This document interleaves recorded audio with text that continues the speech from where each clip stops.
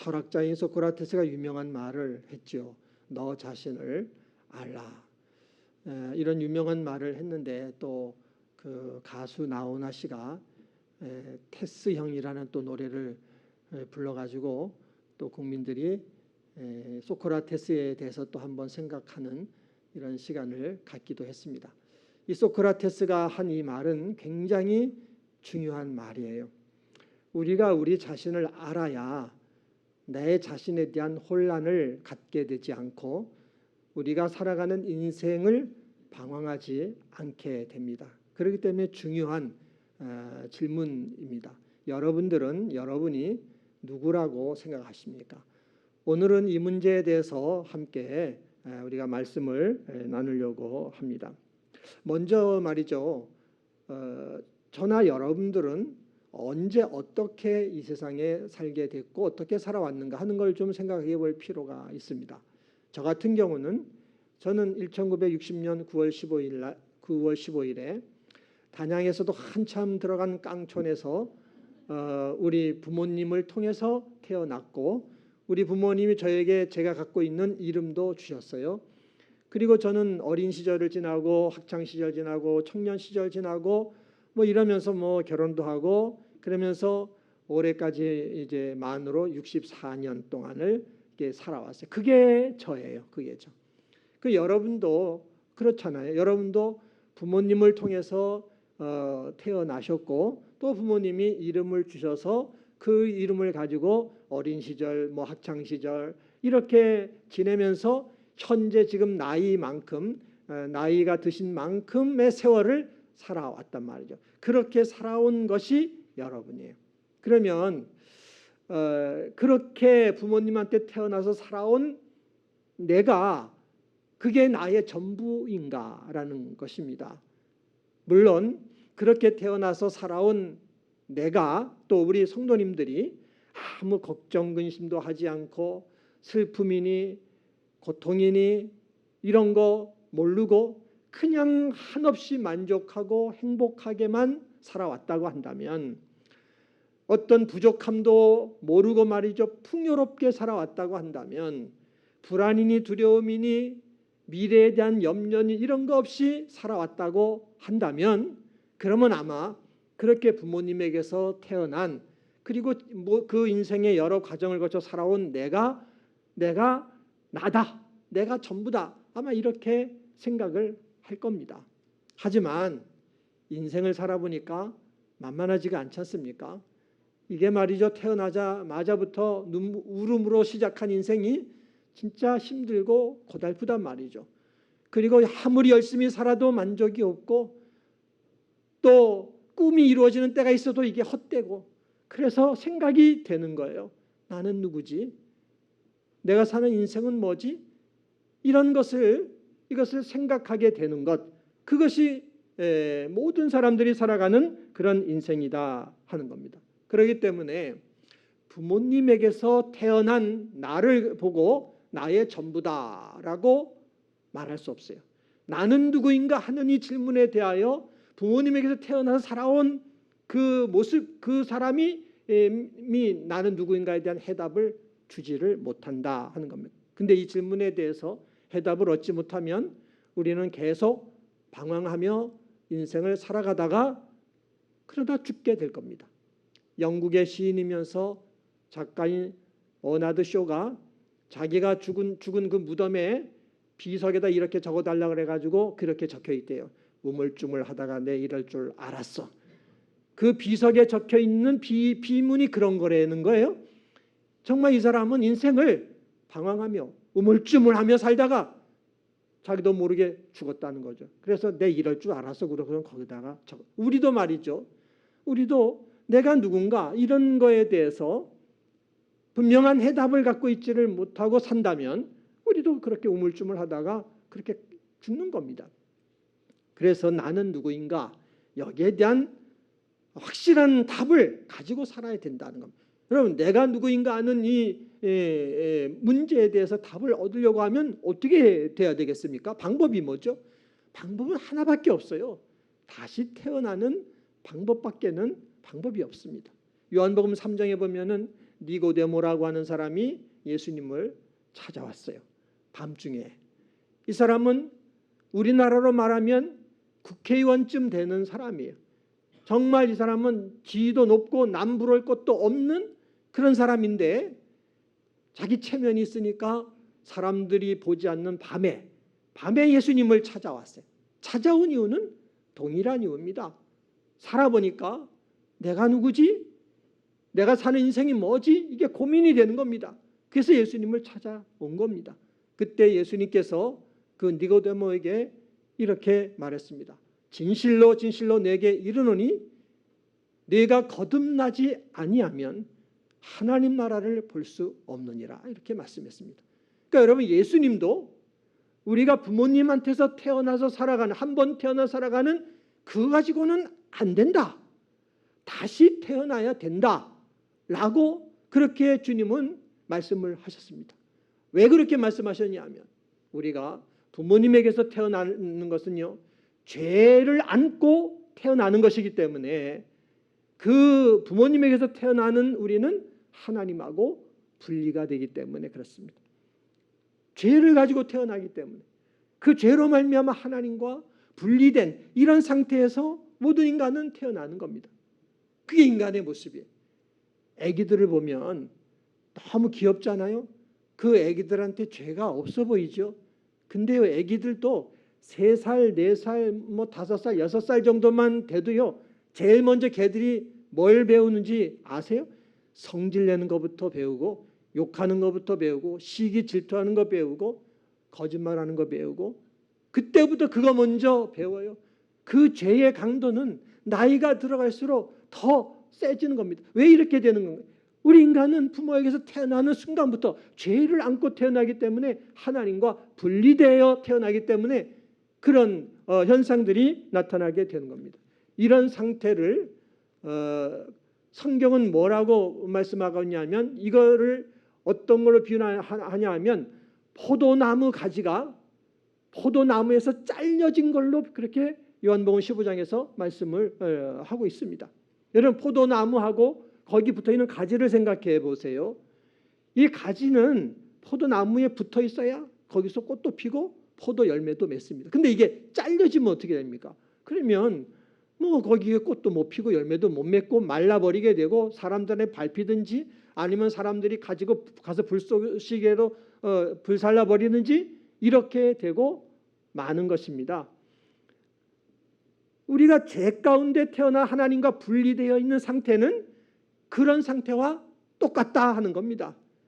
우리 인간이 하나님 안에서 하나님과 함께 사랑하며 살면 그 하나님의 사랑을 받고 그 하나님 사랑 안에서 모든 복을 받게 되는데, 인간은 죄 가운데서 하나님과 분리된 상태로 태어나.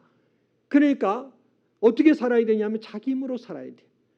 내 힘으로 살려고 하니까 인생이 힘들죠. 그러다 보니 근심 걱정하게 되고 염려하게 되고 낙심하게 되고 또 누군가를 막 탓하고 원망하게 되고 막 시기하고 질투하고 이러면서 살게 되는 것, 이것이 우리의 인생이라고 하는 것입니다. 그러니까 그런 인생을 살면서 우리가 이런 고민을 하는 거죠. 도대체 나는 누구야? 내 인생은 뭐야?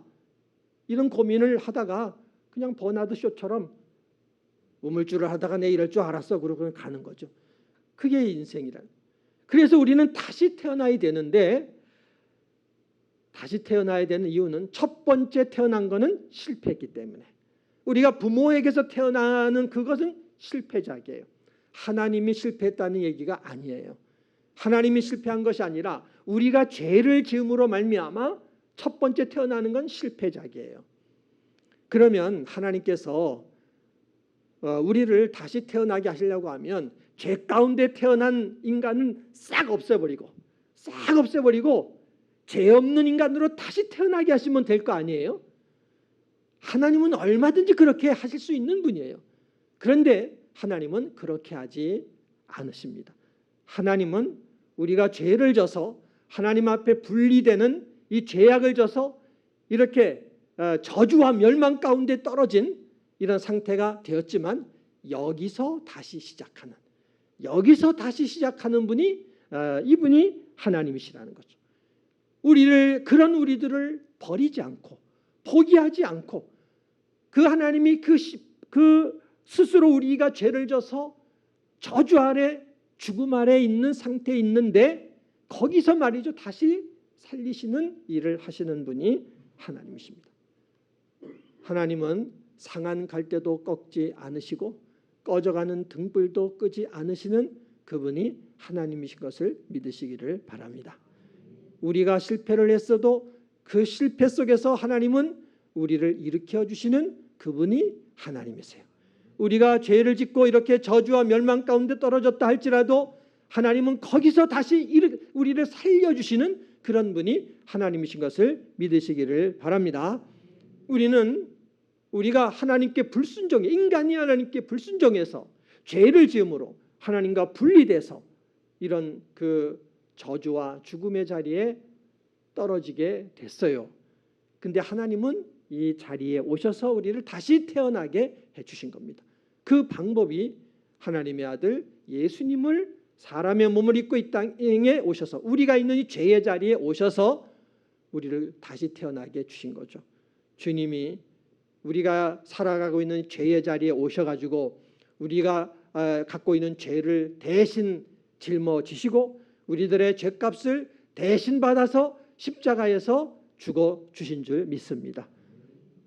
그러니까 그 예수님의 십자가의 고난과 죽음은 그 예수님이 죽으실 때는 죄인인 우리도 함께 죽은 것이고 예수님이 부활하실 때는 죽었던 우리 영혼도 다시 살아나게 된 것임을 믿습니다.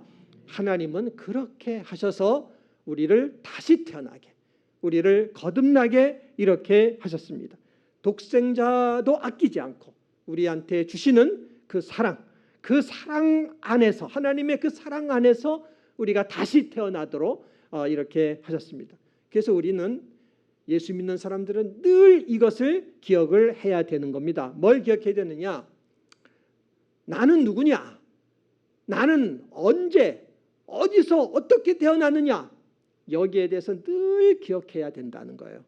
여러분 우리는 언제 어디서 태어났습니까? 우리는 예수님의 십자가에서 주님이 죽으실 그때 거기서 태어난 사람이 바로 저나 여러분들이에요. 두 번째 우리가 태어났는데 예수님이 십자가에서 죽으셨는데 그 자리에서 주님이 죽으실 때 우리가 태어난 거예요. 그래서 예수님의 십자가는 우리가 태어난 고향이요. 예수님이 죽으시는 그날은 우리가 다시 태어난 날이 되는 것입니다. 예수 믿는 사람들은 그 태어난 고향과 태어난 생일이 똑같습니다. 예수님이 십자가에 죽으셨는데 그 십자가가 우리의 고향이요. 주님이 십자가에서 죽으시는 그날이 우리가 생명을 얻어 다시 태어난 날이 되는 것 똑같아요. 고향이 똑같아요. 구원파에서는 그렇게 가르칩니다. 구원받은 날짜가 있다고. 그 구원받은 날짜가 있으니까 그거를 잊어버리면 안 된다고 그렇게 구원파는 가르쳐요. 여러분 구원받은 날이 이 사람이 다르고 저 사람이 다르고 그런 게 아니에요. 예수 믿는 사람들은 전부 다 구원받은 날 다시 태어난 날이 그 날과 고향은 똑같아요. 예수님의 십자가가 고향이요. 주님이 그 십자가에 달려 죽으시는 그날이 우리가 다시 태어난 날이 되는 것입니다. 믿으시기를 바랍니다. 우리는 이렇게 하나님의 사랑, 예수님의 십자가 사랑 안에서 다시 하나님 자녀로 태어났다. 그 하나님의 사랑으로 말미암아 독생자를 우리를 대신하여 죽여주시는 그 희생적인 사랑 속에서 우리가 다시 하나님 자녀로 태어났습니다. 그렇기 때문에 하나님을 사랑하며 살고 이웃을 사랑하며 사는 이것은 너무나 당연하다 하는 것입니다. 하나님을 사랑하고 이웃을 사랑하며 살아가는 이런 우리의 모습이 내가 예수님의 십자가에서 다시 태어난 하나님의 자녀라는 사실을 증명해 준다는 것을 기억하셔야 돼요. 하나님을 사랑하고 이웃을 사랑하며 살아가는 그것이 예수의 십자가 안에서 내가 다시 태어난 하나님 자녀다. 바로 그 모습이 하나님 자녀다라는 그걸 증명해 준다는 것을 기억해야 됩니다. 그래서 오늘 본문 말씀에 이런 말씀을 하는 것입니다. 사랑하는 자마다 하나님으로부터 나서 하나님을 알고 사랑하지 아니하는 자는 하나님을 알지 못한다. 여러분, 하나님을 사랑하며 사는 사람, 이웃을 사랑하며 사는 그 사람이 누구라고 그래요? 하나님으로부터 태어난 사람이고, 그 사람이야말로 하나님이 누군지를 아는 사람이고, 그 사람이야말로 하나님의 자녀다라고 말씀하는 것입니다. 여러분들은 여러분이 하나님의 자녀라고 늘 이렇게 고백을 하는데, 여러분이 하나님 자녀라는 것을 뭘로 여러분 확인하세요? 뭐가 여러분들이 하나님 자녀가 됐다는 것을 증명해 준 증명으로 여러분이 받아들이세요? 하나님을 사랑하고 이웃을 사랑하는 그 사랑 외에는 여러분들이 하나님의 자녀가 되었음을 확인할 수 있는 게 없다는 것을 기억하셔야 됩니다. 우리는 하나님 사랑도 안 하고 이웃도 사랑하지 않으면 그러면 내가 하나님 자녀인가? 라는 것에 대해서 의심해야 되는 것입니다. 우리가 첫 번째 태어날 때도, 우리가 부모님에게서 태어날 때도 하나님 사랑 안에서 태어난 거예요. 그게 하나님은 사랑이시기 때문에 사랑으로 만물을 지으셨고 사랑으로 인간을 창조하셨어요. 그런데 우리 인간이 그 하나님의 사랑을 거부했어요. 거부하고 나는 내가 하나님 되어 내가 내 힘으로 살겠다, 이렇게 하나님께 불순종하고 하나님의 그 사랑을 거부해서 우리는 죄 가운데서 하나님하고 분리가 돼서 태어나게 되었고, 그 죄 가운데 이렇게 살면서 방황하고 내가 누군가 이런 문제에 대한 분명한 어떤 확신도 없이 이렇게 살아가는 인생이 됐습니다. 근데 하나님이 우리를 두 번째 태어나게 하시려고 하나님의 아들을 우리가 사는 죄의 자리까지 오게 하셨잖아요. 이 사랑을 주셔서 우리를 다시 태어나게 하셨잖아요. 이 사랑도 여러분들은 거부할 수 있습니다. 인간이 첫 번째 하나님의 그 사랑을 거부했던 것처럼 예수 그리스도를 보내주시고 주님이 우리 위해 죽으신 이 사랑도 거부할 수 있어요. 왜냐하면 우리 인간에게는 하나님께서 하나님의 이런 사랑을 다 거부할 수 있는 자유의지라는 인격, 이것을 우리에게 주셨기 때문에, 여러분, 사랑이라는 게 억지로 되는 게 아니잖아요. 자발성이 있어야, 스스로 우러나야 사랑이 되는 거지 억지로 되는 게 아니에요. 그 인격을 하나님이 주셨기 때문에 여러분들은 주님의 사랑을 거부할 수 있어요, 지금도. 하지만 하나님께서는 우리를 향하여 설득하시고 우리를 향하여 호소하시는 거죠. 독생자까지 보내는 이 사랑을 보여주면서 호소하시는 거죠. 첫 번째 죄를 졌던 것처럼 그렇게 나에게 불순종하며 나에게 등을 돌리지 말아라. 나에게 돌아와라. 하나님의 아들, 내 아들 예수를 보내주는 이 사랑을 내가 보여줬으니 더 이상 나에게 등을 돌리지 말고 나를 떠나지 말고 나에게 돌아와라. 예수가 내 안에 있고 내가 예수 안에 있어서 하나가 된 것처럼 너희들도 예수 안에, 하나님 안에 함께하여 우리가 사랑하며 살아가자. 이렇게 하나님이 호소하시는 것입니다. 그 하나님의 호소가 아들을 십자가에 죽이는 그 희생으로, 그것으로 표현해 주신 것입니다. 왜 하나님은 그렇게 우리에게 간절히 호소할까요? 우리 인간은 하나님 안에 거하고 하나님을 사랑하며 살고 그 하나님의 사랑을 받고 살아야만 그 사랑 안에서 모든 복을 누리면서 행복하게 살 수밖에 없는 존재이기 때문에 그러는 겁니다. 인간은 그런 존재이기 때문에 그런 거예요. 우리가 하나님을 사랑하고 이웃을 사랑하며 살잖아요. 그 사랑 안에 하나님이 거하셔서 우리와 함께 하시고 그 사랑 안에서 하나님께서는 우리에게 은혜를 주시는데 의와 평강과 희락이 넘치는 하나님 나라를 살게 해주시고 하늘의 신령한 복과 땅의 기름진 복, 영적인 복, 육적인 복, 모든 복들을 그 안에서 하나님이 사랑 안에 다 주시기 때문에 하나님은 독생자까지 죽이면서 그 사랑을 주시면서 다시는 나에게 불순종하지 말아라. 다시는 나를 거역하고 나에게 돌아서지 말라. 나에게 돌아와라 라고 말씀하시는 것입니다. 그러므로 여러분, 예수 믿는 우리는 누구인가라는 나에 대한 정체성을 분명하게 우리는 확인해야 돼요.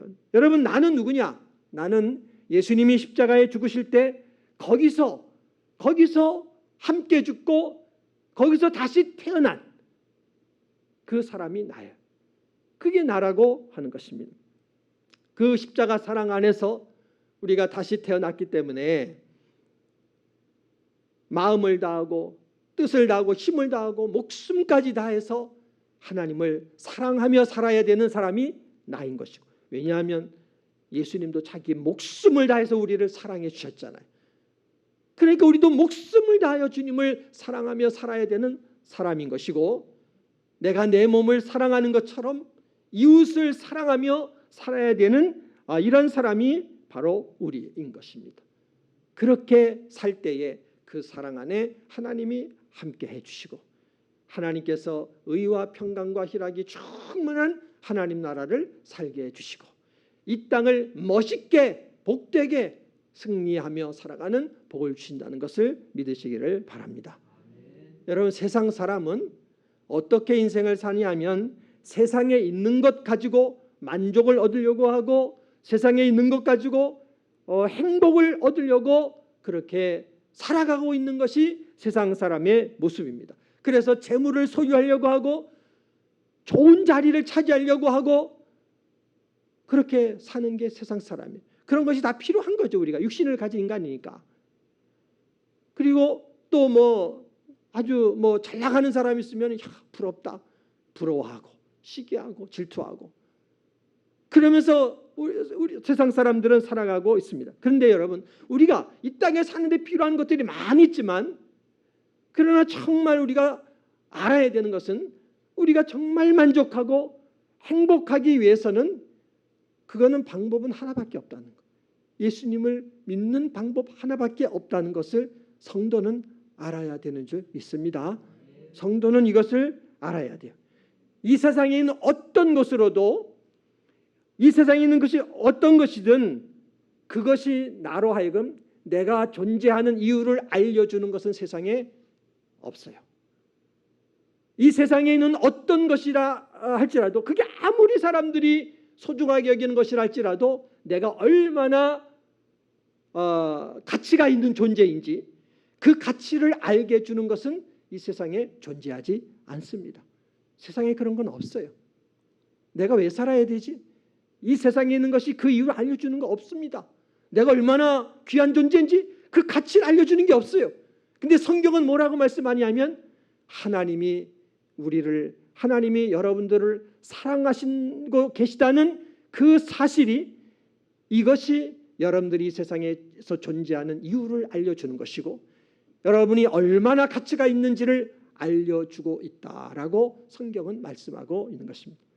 다시 말하면 저나 여러분들이 정말 하나님을 마음을 다하고 뜻을 다하고 힘을 다하고 목숨을 다하여 사랑하고 이웃을 내 몸처럼 사랑하며 살아가는 그 삶 속에서만 내 삶의 이유가 뭔지를 깨닫게 되는 것이고, 내가 얼마나 존귀한 자인지를 거기서만 깨닫게 된다는 것을 믿으시기를 바랍니다.